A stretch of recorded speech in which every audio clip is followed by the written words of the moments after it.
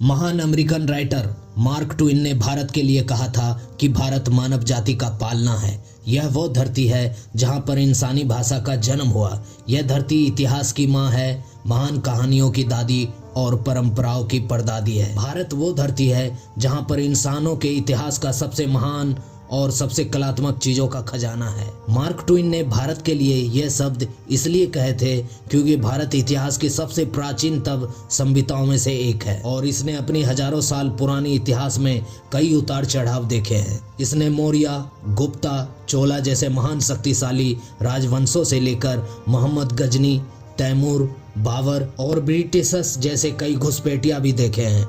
लेकिन भारत के इस 1000 साल प्राचीन इतिहास में जो सबसे महत्वपूर्ण मोड़ था वो था सन 1000 ईस्वी। ये वो समय था जब भारत दुनिया का सबसे अमीर देश था और साथ ही ये वो भी समय था जब भारत बहुत ज्यादा कमजोर भी था। इसी समय चोला जैसे महान साम्राज्य का उदय हुआ तो साथ ही एक विदेशी घुसपैठिया ने 17 बार घुसपैठ किए। इसलिए आज की इस वीडियो में हम आपको बताएंगे आज से 1000 साल पहले के भारत यानी कि सन 1000 से लेकर 1100 ईस्वी के भारत के उस दौर के बारे में बताने वाले हैं जब भारतीय इतिहास अपना रुख मोड़ा और साथ ही साथ आपको बताएंगे उस वक्त के लोगों का पहनावा, खान पान और रहन सहन और जीवन शैली से लेकर भारत की अर्थ व्यापार और साथ ही साथ आपको बताएंगे भारत के उस वक्त के सबसे बड़े शत्रु के बारे में। तो बने रहिए हमारे साथ वीडियो के अंत तक। और हाँ, अगर अभी तक आपने हमारे चैनल को सब्सक्राइब नहीं किया तो कर लीजिए क्योंकि हम इसी तरह की इंफॉर्मेटिव वीडियो आपके लिए लाते रहते हैं। आज से 1000 साल पहले मडाई विलेज यानी मध्यकालीन भारत आज के मुकाबले कई गुना बड़ा था। उस वक्त के भारत और आज का भारत पाकिस्तान, ईरान, अफगानिस्तान, म्यांमार और बांग्लादेश शामिल था। उस वक्त का भारत क्षेत्रफल दृष्टिकोण से बहुत विशाल था, लेकिन हम उस वक्त के भारत की कुल जनसंख्या देखें तो वो सिर्फ 3 करोड़ से 4 करोड़ ही थी। उस वक्त का भारत ना ही सिर्फ जमीन तक फैला था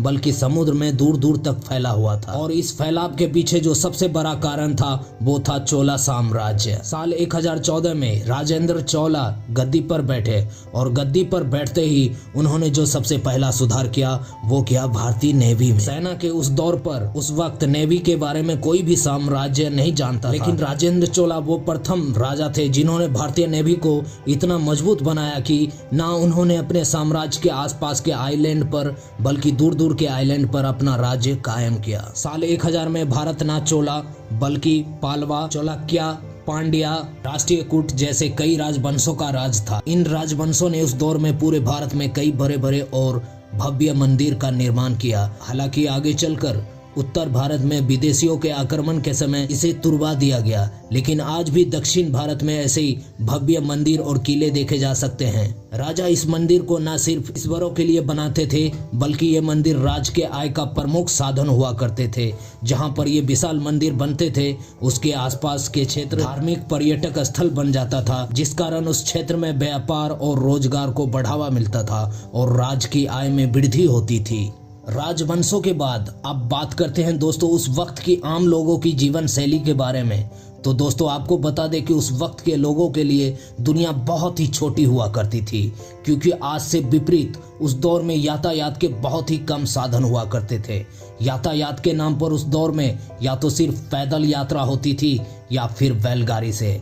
अगर किसी व्यक्ति को अगर कुछ सैकड़ों किलोमीटर जाना होता था तो उन्हें इतनी सी भी दूरी तय करने के लिए महीनों का वक्त लग जाता था और इसी कारण उस वक्त के लोग लंबी दूरी की यात्रा बहुत ही कम किया करते थे। यातायात के इतने कम साधन होने के कारण उस दौर में औद्योगिक विकास इतना नहीं हुआ था। पूरे भारत में किसी भी सामान के लिए उत्पादन के लिए फैक्ट्रियां ना के बराबर थी। हालांकि चीन में खिलौने और चीनी मिट्टी की कुछ फैक्ट्री जरूर थी, लेकिन अगर भारत की बात की जाए तो भारत मुख्य था कपड़े, खान पान की चीजों और मसालों के प्रमुख उत्पादक था। इस दौर में भारत इतनी बड़ी अर्थव्यवस्था था कि यह अकेली पूरी दुनिया में 30% खाना और कपड़ा निर्यात किया करता था। उस वक्त की भारत की जीडीपी 32.9% थी और ये दुनिया का सबसे अमीर देश था। अब जाहिर सी बात है जब कोई देश इतना अमीर होता है तो उस पर दुश्मनों का नजर तो पड़ ही जाता है। भारत पर सन 1000 से पहले भी समय समय पर कई विदेशियों ने आक्रमण भी किए, लेकिन सन 1000 में भारत अंदर से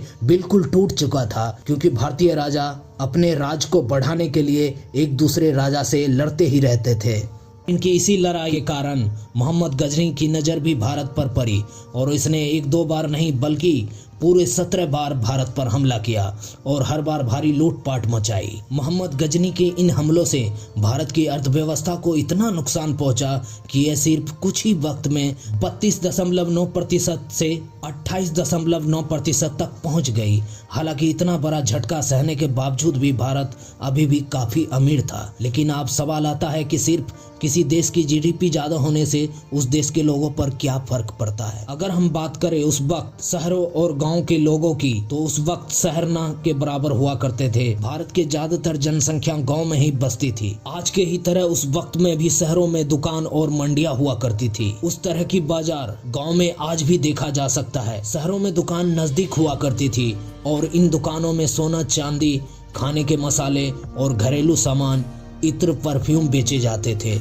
उस समय तो मशीनों का नामो निशान भी नहीं हुआ करता था, इसलिए कला और नक्काशी से जुड़ा ज्यादातर काम कारीगर अपने हाथ से ही किया करते थे।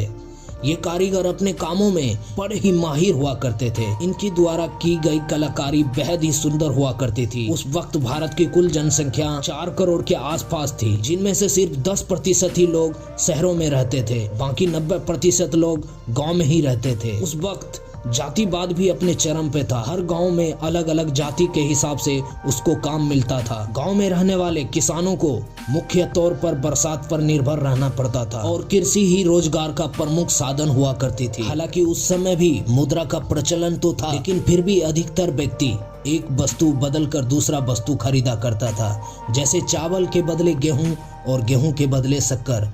आज के समय जब हम घर बनाते हैं तो सीमेंट, पत्थर, स्टील और भी अन्य चीजों का इस्तेमाल करते हैं, लेकिन साल 1000 में बनने वाले घर मिट्टी और ईंटों से बनते थे और ये घर इतने मजबूत होते थे कि जहां आज के घरों की उम्र महज 50 से 60 साल होती है, वहीं उस वक्त घरों की उम्र 1000 साल होती थी।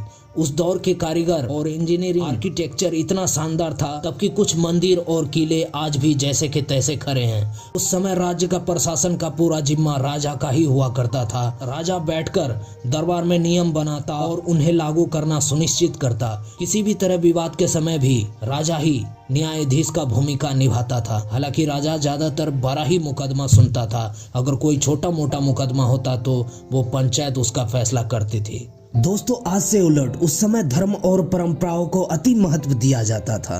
उस दौर में होने वाली शादियां ज्यादातर घर वालों की ही मर्जी से तय किया जाता था, जिसमें दूल्हा और दुल्हन एक ही जाति के होते थे, लेकिन बस उसकी गोत्र और गांव अलग अलग होते थे। लेकिन उस वक्त भी शादी काफी खर्चीली होती थी।